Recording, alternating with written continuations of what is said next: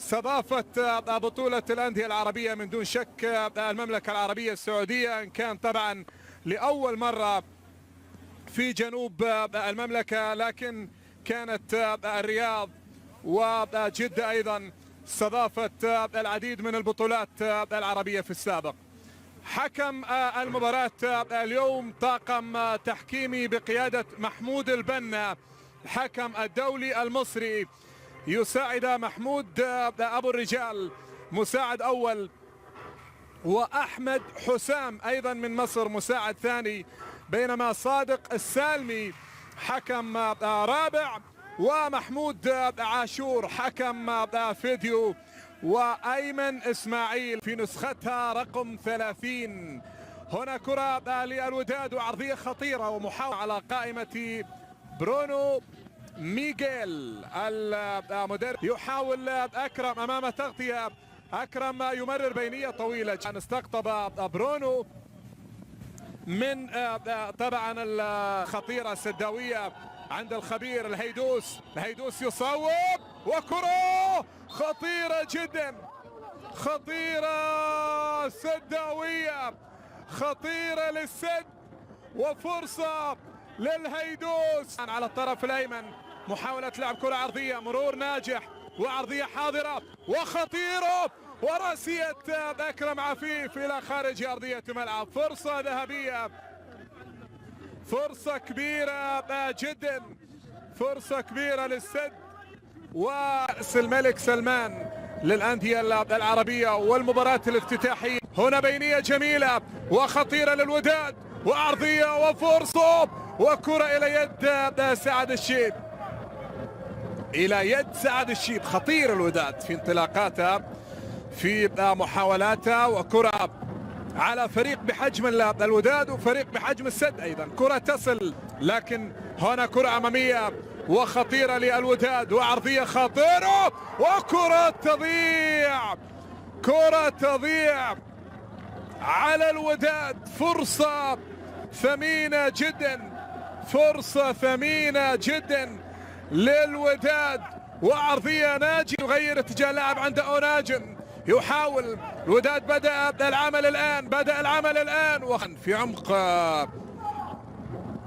ملعب الوداد، وأمامهم عبد الله، والوداد أصبح يقترب شيئا فشيئا. هنا كرة عرضية في الساعة 10. الترجي الرياضي التونسي، تلك الميزانية التاريخية، وعندنا ايضا عند انتدابات. وهنا مصعب خضر الرجاء المغربي يوم الجمعة الماضي. عندنا كرة خطيرة لأوناجم، محاولة للوداد، طولها وعرضية وخطيرة، وكرة من جانب بوعلان. يد موجودة، لمسة يد موجودة. هذا واحد من الانتدابات الجديدة، انتقال حر قادما من بورتو البرتغالي، 32 سنة. ضاعت الفرصة على الوداد، وعادت من جديد، خطيرة ومحاولة وفرصة للوداد الآن.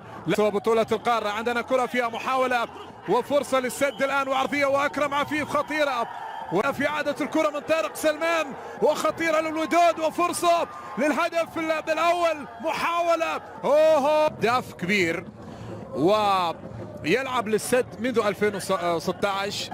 بغداد بونجاح تجاوز 200 هدف، 203. بونجاح قوية بالقدم في المباراة الافتتاحية، وبعد ذلك في ختام في الأندية الخليجية والعربية بالتحديد. من دون شك السد، من يعرف السد عن قريب يعرف أن نادي نموذجي على مستوى العمل. وعندنا دخول في هذه اللقطة،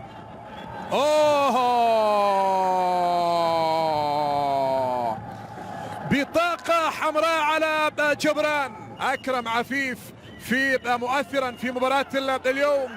عندنا كرة فيها محاولة تمريرة بينية ومحاولة سداوية.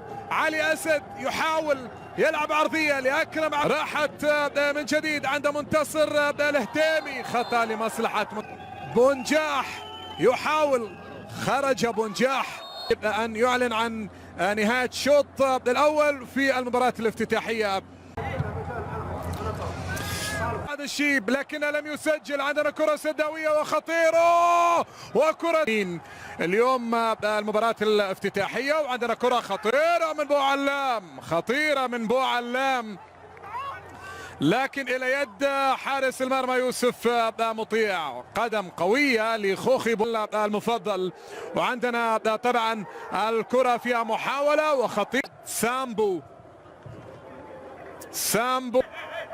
بيدرو، عرضية بيدرو ويساندون، ونحن الآن في شوط المباراة الثاني. عرضية خطيرة ومحاولة من اللاعبين لكن غير موجود في مباراة اليوم. وبالمرتدة وسامبو يطلب كرة الآن. سامبو في محاولة وساعد الشيب. الوداد عنده غيابات. عندنا كرة خطيرة ومحاولة للهيدوس وكرة. أكرم عفيف بدأ يتقدم إلى الأمام وخطيرة سداوية وكرة والمحاولة. شوف أوريبي، خطيرة خطيرة خطيرة خطيرة. شوف العرضية، عرضية وأوريبي لامس الكرة وراحت للمرمى لكنها لم تولى. ما زالت بونجاح يصوب. بونجاح بعيدة كرة حتى سريعة وأمامية، تمريرة طويلة إلى الأمام. الآن عادت من جديد سداوية.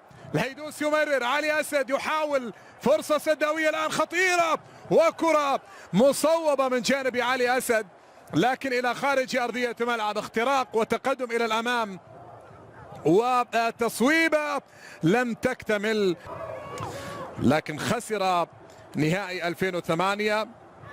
يحاول الآن أن يصل كرة لعلي أسد، خطيرة جدا ومحاولة وتمريرة وفرصة خطيرة خطيرة خطيرة.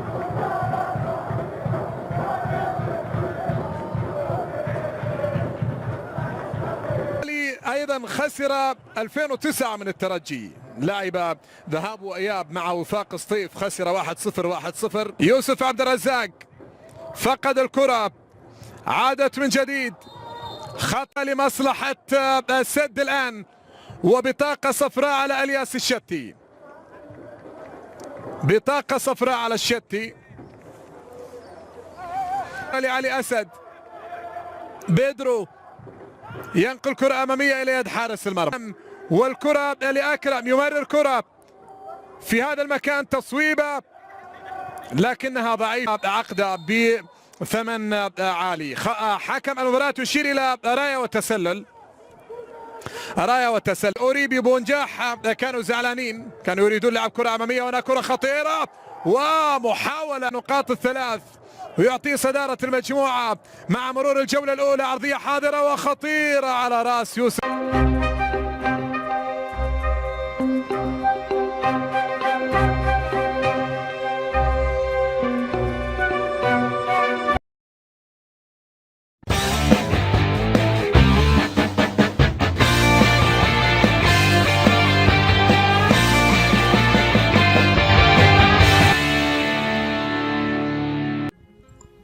أكد تقرير صحفي إيطالي يوم الثلاثاء أن ماريو بالوتيلي مهاجم سيون السويسري مطلوب في الدوري السعودي خلال فترة الانتقالات الصيفية الجارية.